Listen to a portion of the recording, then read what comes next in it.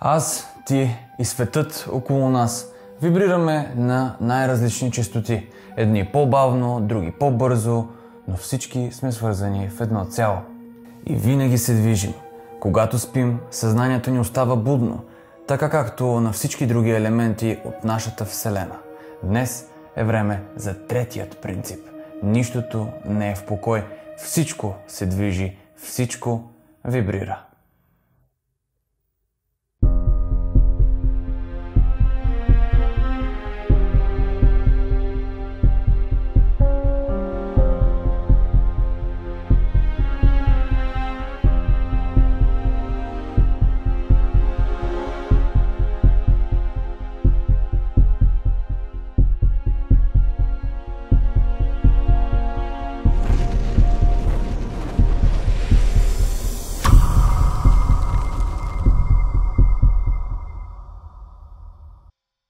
В първият епизод разгледахме парадокса на близнаците на Алберт Айнщайн, който води до извода, че ако една точка се намира в състояние на пълен покой, то за нея времето тече с безкрайна скорост и тя съдържа целият потенциал от информация и енергия. Ако не сте го гледали, отидете да го гледате и се върнете тук. А за всички останали, ако не сте се абонирали все още за канала, направете го, за да не пропускате видеята всяка седмица в понеделник и четвъртък от 4 след обяд. Благодаря ви за това. Също така, ако искате да помогнете за развитието на канала, за подобряването на неговото качество, може да станете мембър или член долу, като натиснете бутона Join. Също така, размера на тази точка, както стана ясно, е нулев заради огромното количество гравитация. И така за абсолютно всяко движение и трептене, без значение от скоростта, времето става с определени параметри. Тоест, то е безкрайно, само когато е в покой. И малката идея за движение и край. То вече е определено като време. Сега, преди да продължим, искам специално да обърна внимание и да благодаря на Александър Каратерзян, който е спонсорът на този епизод. Той е професионален астролог, който прави персонални хороскопи и може да се обърнете към него, ако ви интересува движението на планетите, как те са свързани с нас и като цяло всичко свързано с астрологията. Той има група във Facebook, която се казва Астропсихология за всеки, която комбинира познанието на астрологията с приложната психология и съм сигурен, че ще ви бъде много полезен. Долу в описанието ще оставя линкове за неговата група и за профилът му във Facebook. А сега да продължаваме с третият принцип. Принципът олицетворява, че движението се проявява във всичко в света и че всичко вибрира. Този принцип е познат на някои от първите гръцки философи, които го включват в своите записи. Но след това в продължение на векове той е забравен и чак през 19 век физиците преоткриват тази истина, а научните открития през 20 допълват с още доказателства за неговото съществуване.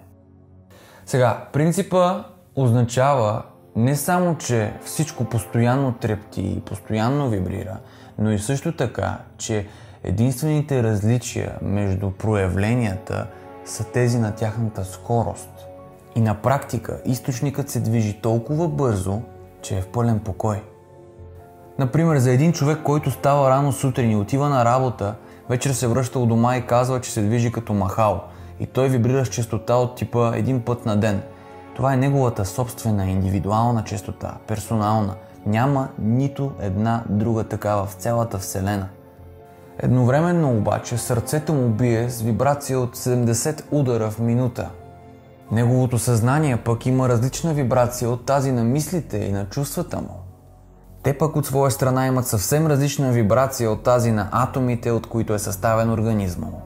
Следователно не става въпрос само за една съответна вибрация, а всичко се движи едновременно с множество различни вибрации, които от своя страна образуват индивидуално и неповторимо цяло.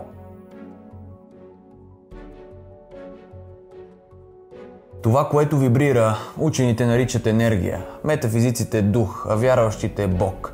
Независимо какво име ще дадем на тази действителност, тя съществува и нейната честота на вибриране определя формата на проявлението, което в крайна сметка е израз на една единна сила. Един е ние. Наобратно, Ние е един. Науката вече ни показа, че кучетата, например, долавят звуци и честоти, които ние не можем. Преди това не вярвахме, че е истина. Днес никой не се очудва, например, на мобилните телефони, с които можеш да видиш и говориш с хора от другият край на планетата, и то безжично.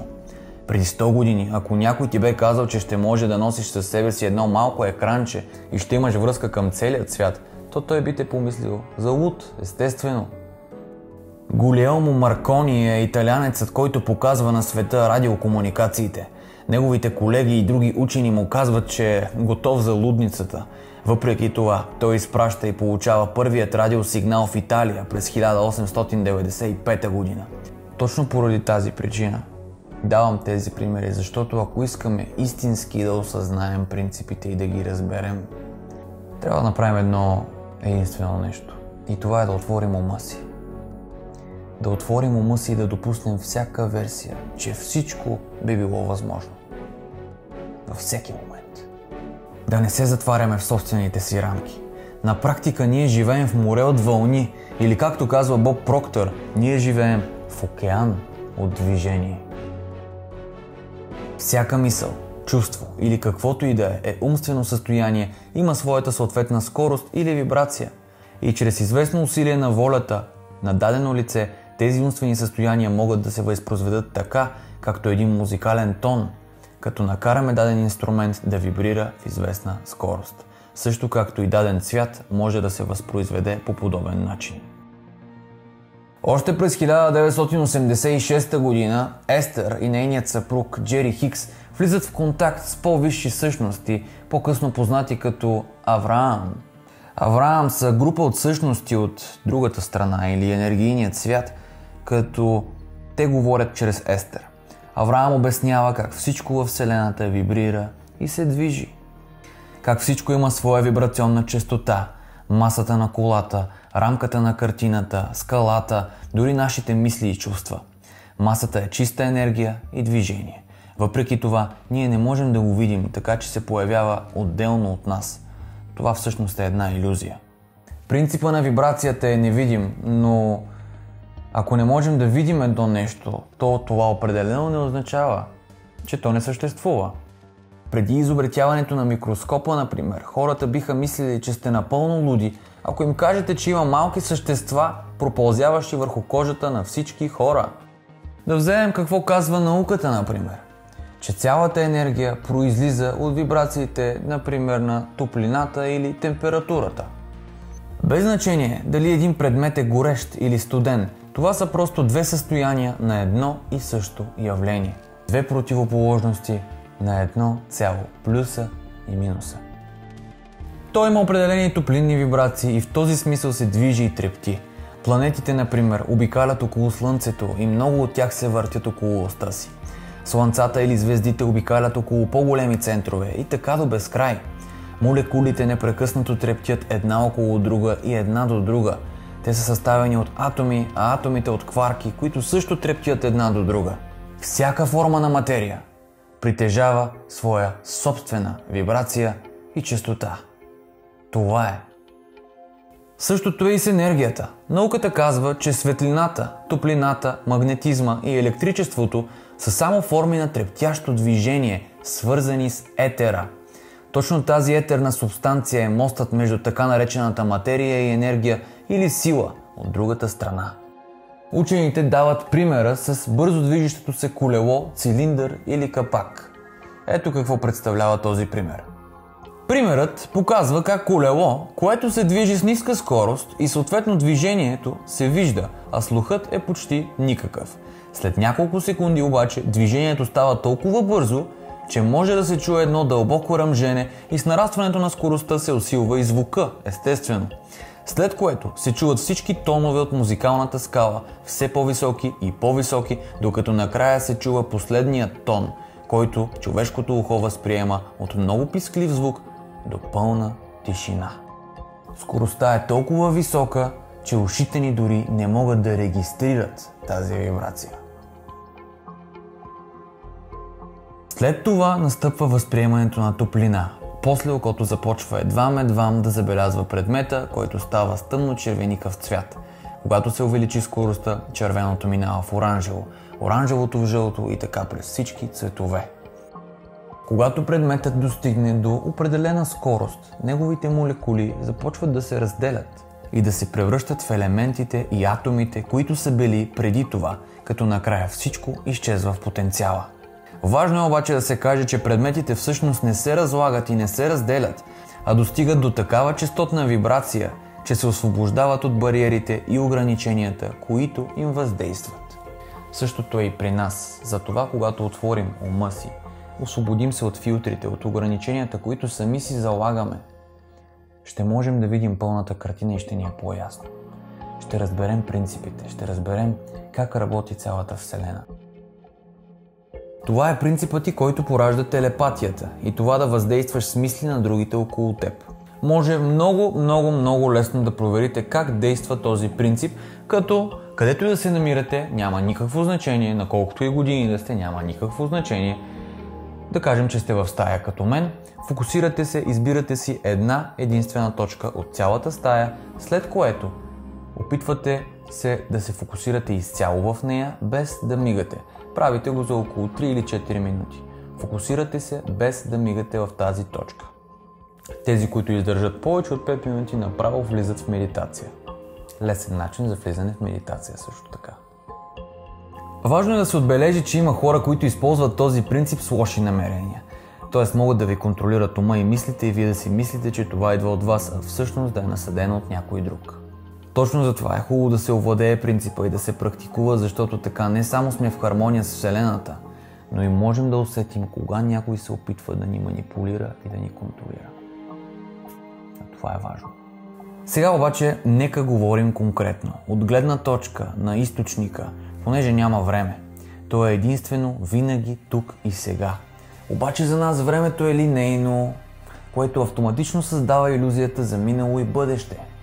А миналото и бъдещето всъщност са честотни трептения, съответно преди мига тук и сега и след мига тук и сега. На практика ние съществуваме и винаги сме съществували само тук и сега, но един от филтрите, с които живеем, наречен памет, ни създава илюзията за това. И съответно другият филтър, очакването, ни създава това след. Ние създаваме тези филтри и ние си ги задаваме в момента, в който се проявим. Идеята е да разберем, че можем да ги контролираме, да ги намаляме, да ги увеличаваме, да ги разширяваме и да ги свиваме. Това е. Връщам се отново на нулевата точка или нищото, защото то е в основата за всеки един от принципите. Значи нулевата точка е в пълен покой и там няма време. Но същевременно всичко е свързано, всичко се движи и всичко вибрира. За да го обясним по по-лесния начин, нека приемем, че тялото ни умира и душата или нашата енергийна същност се връща в потенциала на нищото, понеже е привлечена от огромното количество гравитация. Така, да кажем, че това проявление остава в нищото 3 милиона години. Достатъчно ли? Айде, 5 милиона години. Само че понеже в нищото няма време, за колко време то ще премине през тези 5 милиона години? Колко време ще е това, ако няма време? Един миг. Веднага. Тук и сега. Престоят му вкъщи, ако позволите, се оказва нула време. В момента, в който се прибере, се проявява отново и това е един безкрайен цикъл. Само че когато се прибере в източника, забравя това, което е преживял, за да може отново да изпита дадени незнания. Ето ви е, впрочем, и основата на прераждането. Вследствие на това излиза, че абсолютно всичко, което е вид ограничение в рамките на нищото. Или този нереализиран потенциал. Вибрирайки около нулевата точка, всички проявления са в нея и всяка една тяхна емоция, действие, състояние и мисъл рефлектира върху всички останали и се отразява на глобалното поле, дори и в повечето пъти да не се осъзнава.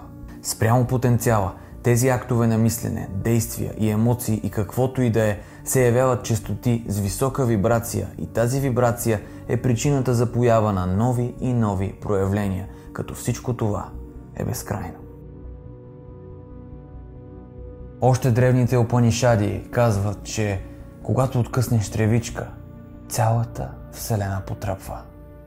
Каквото и да правим, тук и сега, то влияе на планетата, на Слънчевата система, на галактиката и на цялата съвкупност от мултивселени. В Кибалион се казва, че този принцип е формиран много отдавна, още по времето на майсторите в Египет. От същината на цялото или източникът до най-малкият детайл, всичко трепти и всичко вибрира. Разбирането на този принцип ни позволява да контролираме собствените си мисловни вибрации, като дори най-извисените майстори са прилагали този принцип, за да овладеят природните явления. Този, който разбира принципа на вибрацията, държи скиптъра на силата. И така съвсем естествено, натурално отиваме към четвъртият принцип. Всичко е двойствено, всяко нещо има своята полярност. Много ни благодаря, че следите тази поредица. Истината е, че с тези принципи това си беше нещо, което от много отдавна трябваше да направя, но все не беше момента. Сега вече е той. И има още 5 много важни епизода, след което съм решил, за да е по-лесно и да го има запечатано за всички, когато минат епизодите с принципите, ще ги обработя и монтирам в един цял филм, за да може да се изгледа от началото до края. Задавайте си в коментарите вашите въпроси относно третият принцип, относно втория, първия, всякакви въпроси, които не са ви станали достатъчно ясни, ще направя след края на тази мини-серия няколко видеа, в които отговарям на тези въпроси. Благодаря ви, че сте с мен, благодаря ви, че гледате моите видеа, благодаря ви, че ги споделяте, благодаря ви, че се зареждате, по този начин зареждате и мен. Много ви благодаря. Чета ви съобщенията, толкова сте мили. Благодаря ви за това, наистина. Зареждате ме, вдъхновявате ме и се движим заедно в една много хубава посока и в един много хубав път. Пазете си умовете и бъдете много здрави до следващия епизод.